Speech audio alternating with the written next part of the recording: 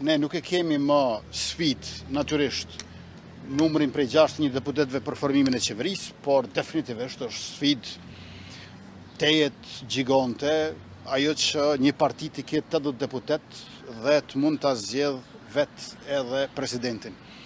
Ju e dini shumë mirë që jemi përpjekur edhe më herët dhe kandidati ynë, Gleu Konjusa, është zyrtarizuar më pak se 30 orë para mesnatës ndërmjet 5 dhe 6 marsit, ndërka që kundër kandidatja e tij, doktoresha Fatmire Mulhaxha Kolçaku, është zyrtarizuar më pak se 3 orë para mesnatës ndërmjet 5 dhe 6 marsit. Pra, ne kemi bërë për zgjedhjet detyruar për brenda subjektit tonë, në ndërkohë kur nuk nxirrte askush asnjë propozim për kandidat. Dhe ndodhemi tani ku ndodhemi, unë vazhdoj të jem optimist se me takime dhe bisedime të këtilla do të mund të arrijmë një marrëveshje politike, por këtë nuk mund ta them që e kemi sot.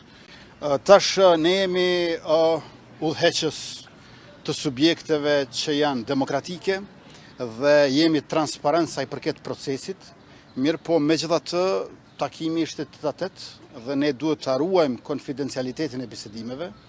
Në momentin kur propozimet, iniciativat sjellin rezultat konkret, atëherë do të mund të përgjigjemi konkretisht për të arriturat. Partia Demokratike e Kosovës asnjëherë nuk ka nxjerrë asnjë emër përpara nesh.